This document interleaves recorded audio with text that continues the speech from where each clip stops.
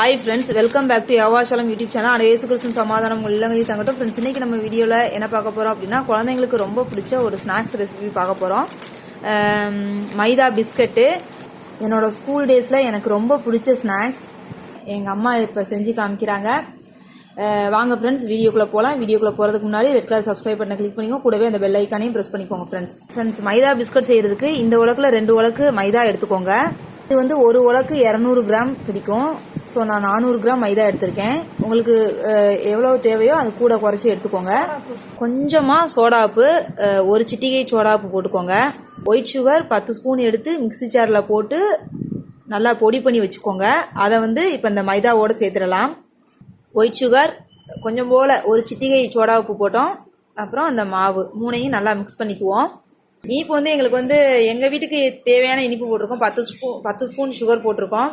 உங்களுக்கு இனிப்பு ரொம்ப வேணும்னா இன்னும் 2 ஸ்பூன் அதிகமாக சேர்த்துக்கோங்க. இனிப்பு கம்மியாக வேணும்னாலும் குறைச்சிக்கோங்க. உங்களோட விருப்பம் தான் ஃப்ரெண்ட்ஸ்.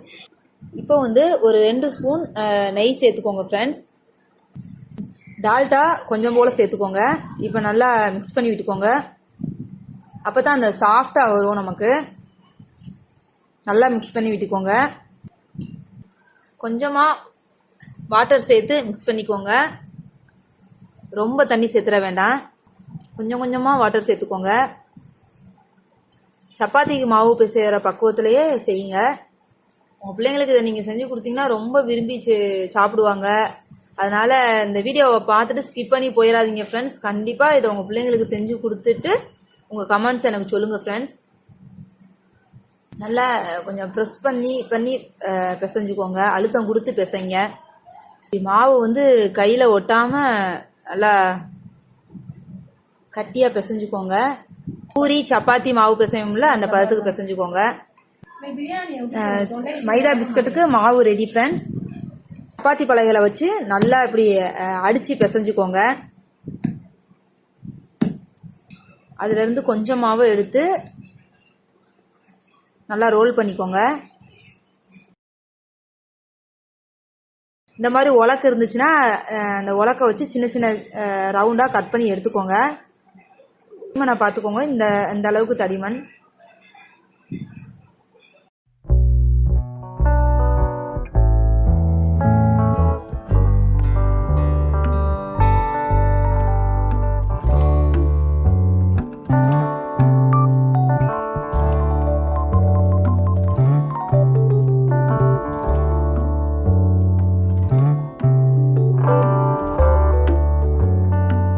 இந்த மாதிரி ரவுண்ட் ஷேப்பாக சின்ன சின்ன ரவுண்டாக கட் பண்ணி வச்சுக்கோங்க ஃப்ரெண்ட்ஸ். இதை வந்து தோசைக்கல்ல வச்சு அப்படியே போட்டு எடுத்துடலாம்.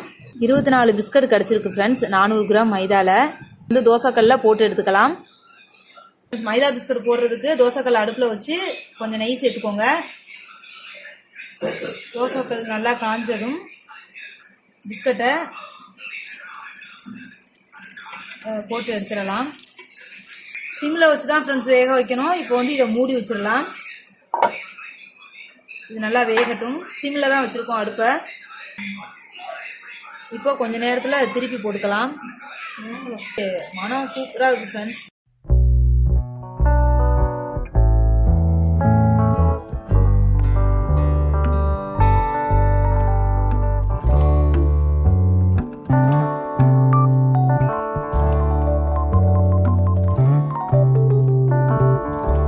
திருப்பி விட்டுட்டு மறுபடியும் மூடி வச்சுக்கோங்க.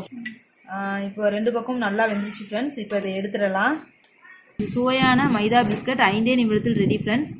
இதுக்கு ரொம்பலாம் மெனக்கட வேண்டாம். ஈஸியான வேலை. 5 நிமிஷத்தில் செஞ்சு உங்கள் பிள்ளைங்களுக்கு டக்குன்னு கொடுத்துடலாம். ஸோ இதை நீங்கள் செஞ்சு கொடுத்து பார்த்துட்டு உங்கள் கமெண்ட்ஸ் எனக்கு சொல்லுங்கள் ஃப்ரெண்ட்ஸ்.